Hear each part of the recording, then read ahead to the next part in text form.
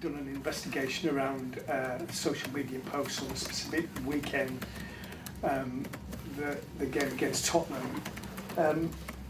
I think, given the extreme reactions that you get to defeat and victory at this club and every other club, it's not surprised to know that managers, yourself, Premier League managers, women's managers, get a lot of this abuse. Could you just explain from your perspective how you deal with that and what that feels like and how you think about dealing with that in terms of your family as well? First of all, nowadays is normal in any profession. When you are exposed like we are exposed, it's harder. But I don't read it. I'm not fake it. I don't read it. I protect myself. Everything that I don't watch TV when they are talking about Manchester. Not because I don't agree. Most of the times I agree with a lot of things that you say, guys. But it's a way of me being healthy.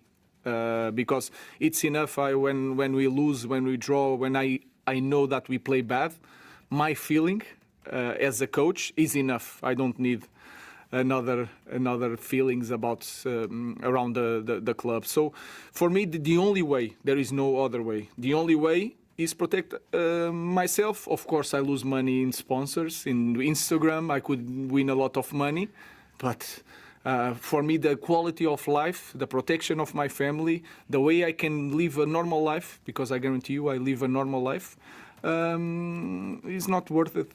Some more dollars or pounds is not worth it. So I protect myself, and no one can be tougher than me when we lose and when we lose when we don't play well. So that is the only way, but it's normal nowadays. It's really normal to have that abuse.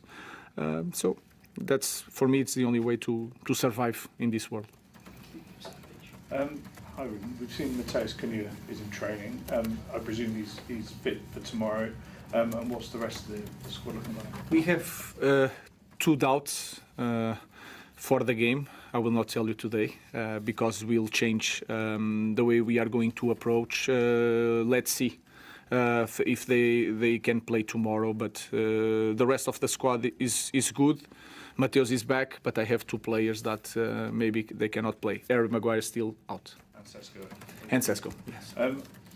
Just on Mateus Cunha, obviously this was a frustrating setback. What have you made of his start, and how many more levels has he got to go? I think he has more levels to go. He's in a different club, different pressure, but I think he coped with that really well. He was struggling because he was not scoring, and because of social media abuse.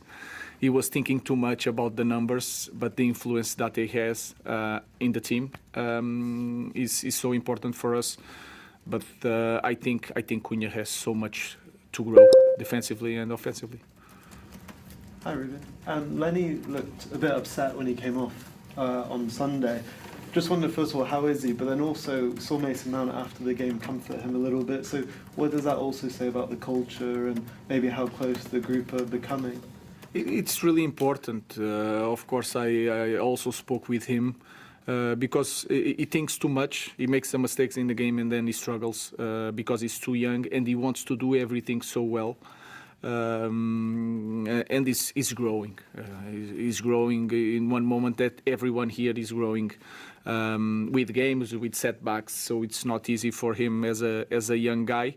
Of course, he cannot give that to the people, the way he came to the bench. So he understands that, but he was really frustrated. On the good side, he shows that he cares, and he was knowing that it was not the best game, but he did some things well, and I show him that also. So he's fit and ready for the next challenge.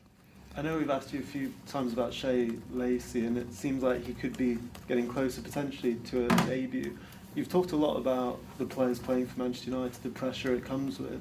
Just wonder, how ready do you think he is for that kind of limelight, and how do you prepare young players for that attention that they'll receive once they start playing in the first? First of all, trying to explain every day how to play, because if you are comfortable in the way, you have no many doubts when you are playing. That will help the kids to to play then is to work the physicality, to understand that when he's training with us, give him time with us, to understand that the speed of the pressure, the moment to have the ball, to pass the ball is completely different if you compare to under 21. So that is the only way that I know how to prepare a kid to play for the club, especially for this club. So we will have to go there to have the chance. I don't know when, but he's ready to play. Ruben, the next challenge is West Ham, and Nuno has recently gone in there. What have you made of what he's done and the changes he's made, and what kind of challenge do you face? I had no doubts that he would have success, no matter what the club. He is really experienced. He knows how to work with different squads. He understands really well the league, and that is a plus when you are a manager. We know that it's going to be tough. He's really smart preparing the games, understanding the environment of the game, who has more responsibility. All these things around the game is really good on that. But I expect I'm just more focused. Of course, the preparation is about the opponent, but I'm really focused on what we need to do, what we need to improve, especially if you look at our first half against Crystal Palace. So it's going to be a tough match. Can I ask you about Diogo, his role in the team this season? Him is playing in your squad. What's he bringing to you? What can he do better?